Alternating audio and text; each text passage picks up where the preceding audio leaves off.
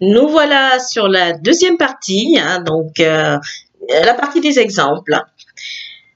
Alors, le premier exemple, hein, ce serait donc l'enfant qui fait pipi au lit. Alors, un enfant qui fait pipi au lit, c'est toujours dérangeant pour lui-même et pour la famille, hein, les parents, les frères et les petites sœurs qui sont autour. Mais il faut savoir que l'enfant qui fait pipi jusqu'à 5-6 ans, il n'y a rien de grave. Il ne faut vraiment pas s'alarmer. Il y a même des enfants qui font au-delà de temps en temps. Mais il faut surtout savoir et essayer de parler avec lui. Et il y a quelque chose peut-être qui peut l'angoisser. Hein, il peut être dans la peur de quelque chose, ou il peut avoir eu un traumatisme quelque part que vous n'avez pas vu, que vous n'avez pas repéré. Il faut discuter avec lui et savoir le rassurer. Surtout, ne le brimez pas et ne le blâmez pas, vraiment ne l'infligez pas de punition ni de correction pour ça, parce que ça va nous faire empirer les choses. L'enfant va vraiment perdre confiance, totalement confiance en lui, il va se renfermer sur lui-même, il va être un enfant vraiment plein de frustration, pas du tout confiant, un adulte qui va avoir vraiment des problèmes pour s'assumer, se développer. Donc, qui peut se développer et s'assumer dans la société. Donc là, vraiment, faites attention à ce point-là. Un enfant qui fait pipi au lit, c'est normal jusqu'à l'âge de 5-6 ans, il n'y a rien de grave. Maintenant, après, au-delà, il faut peut-être voir un pédiatre pour en parler. Mais ne blâmez pas votre enfant, vraiment ne faites pas de punition, ne lui infligez pas de punition pour ça. Hein, le pauvre enfant, il y a peut-être quelque chose qui l'a vraiment angoissé. Peut-être ça peut être à l'école, ça peut être à la maternelle, ça peut être avec un camarade de classe, ça peut être même à la maison. Donc, il faut parler avec lui et puis voir avec éventuellement au-delà de si ça se répète, au-delà de 6-7 ans, voir avec le pédiatre, en parler. Et puis, je pense que ça va se passer. Et ça, en parlant, je pense que l'enfant, petit à petit, avec la prise de conscience, la prise de confiance en lui, cet élément va disparaître de lui-même. Donc, ça, c'est un exemple. Le deuxième exemple, c'est par exemple l'enfant qui tire la langue à son papa ou à sa maman. Qu'est-ce que vous faites? Souvent, vous réagissez vivement avec violence verbale ou physique, avec peut-être une fessée. Ça peut arriver, certains parents crient, s'énervent, arrivent même à taper l'enfant. Mais souvent sans expliquer à l'enfant qu'il faut pas le faire, pourquoi il faut pas le faire. Le plus important, c'est de discuter. L'enfant, il vous tire la langue. Il y a bien une raison. Peut-être qu'il veut jouer, il ne sait pas qu'il faut pas tirer la langue à papa et maman. Il ignore vraiment les codes de politesse. C'est à vous de lui dire, mon fils, ma fille, attention, ici, là, je suis pas contente avec toi. On ne tire pas la langue à papa, à maman ou à qui que ce soit. Aux adultes, aux gens, aux aînés, on ne tire pas la langue. Hein, même à son camarade de classe, il faut éviter de tirer la langue parce que c'est pas gentil. Voilà, donc ça manque de respect. Faut lui expliquer pourquoi c'est un manque de respect. C'est un manque de respect parce que dans la société, tirer la langue, c'est vraiment, c'est comme une insulte presque. Donc, il faut vraiment pas le faire. C'est pas gentil et c'est méchant. Alors, déjà, quand vous dites ça, c'est pas gentil, c'est méchant. Vous vous rendez triste l'autre en faisant ça. Il va comprendre, il va mémoriser cette explication-là, il va plus le refaire. Par contre, il faudra bien lui dire, c'est très important, il faut pas le refaire. Je suis pas contente, maman n'est pas contente, papa n'est pas content de ce comportement, donc je veux plus le revoir, ce comportement. D'accord, tu m'as compris? Alors l'enfant va vous répondre, va vous dire oui. Il peut aussi jouer avec vous en disant ah ben non j'ai pas compris. Alors là, ne vous énervez surtout pas parce que l'enfant des fois peut avoir cet esprit rebelle en lui en voulant défier papa ou maman. Ah mais non, j'ai rien compris, je veux pas le comprendre.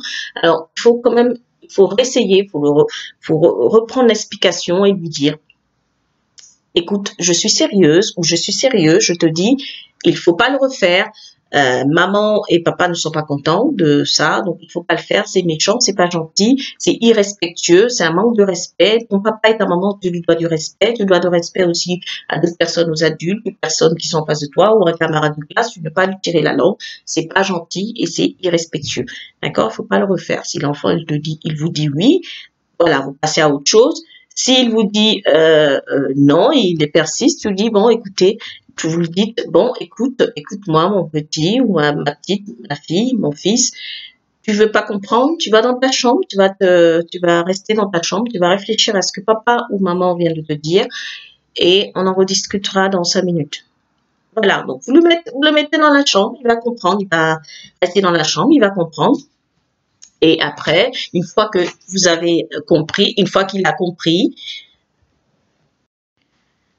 alors, une fois vous le mettez dans sa chambre, il va forcément réfléchir à ce que vous venez de lui dire et il va comprendre. Il va finir par comprendre. Mais ça ne sert à rien de taper l'enfant, de le brimer, de le vraiment éviter la violence. Vraiment, ça ne résout rien et ça va créer des traumatismes à l'enfant et à l'âge adulte. Il sera vraiment plein de frustrations, il sera vraiment aussi traumatisé que quand il était enfant. Donc, il faut vraiment pas le faire. C'est vraiment un élément que je voulais signaler. Alors, c'est la même chose pour l'enfant qui tape. Il faut lui expliquer qu'il faut pas taper. Toujours le dialogue. Toujours le dialogue. Voilà, faut pas taper. Pourquoi faut pas taper? Parce que ça peut faire mal. Parce que c'est irrespectueux, c'est pas bien. Est-ce que ça te plairait qu'on te tape dessus, hein? Alors bien sûr, forcément, il va vous dire non, non, maman, je suis désolée. Alors tu t'excuses, tu as tapé ta soeur, tu as tapé ton frère, tu t'excuses et tu ne refais plus. Il va forcément s'excuser et comprendre hein, au fur et à mesure. Si ça arrive qu'ils disent non, je m'excuse pas, bah dans ce cas-là, vous dites non, tu vas dans ta chambre, tu restes 5 minutes, tu réfléchis à ton comportement. Et quand tu auras compris, tu me fais signe. Voilà. Donc, c'est des astuces que je vous donne parce que ça marche. Hein. Moi, avec les miens, ça marche. Donc, vraiment, n'ayez crainte. La violence physique et verbale, les insultes pour l'enfance, c'est vraiment dégradant. Ça va créer un enfant à l'âge adulte qui sera vraiment complexé, qui ont sans confiance en lui et qui aura du mal à s'insérer et à réussir dans la société. Donc, vraiment, dénigrer l'enfant, l'insulter, violence verbale, évitez ça. Violence physique, alors là, encore moins. Donc, vraiment, les parents, soyez bienveillants, attentionnés et entourez-leur d'amour et expliquez les choses. Il faut dialoguer beaucoup avec vos enfants, expliquer pourquoi on fait pas ça, comment on doit le faire et pas de ce côté-là ou de l'autre.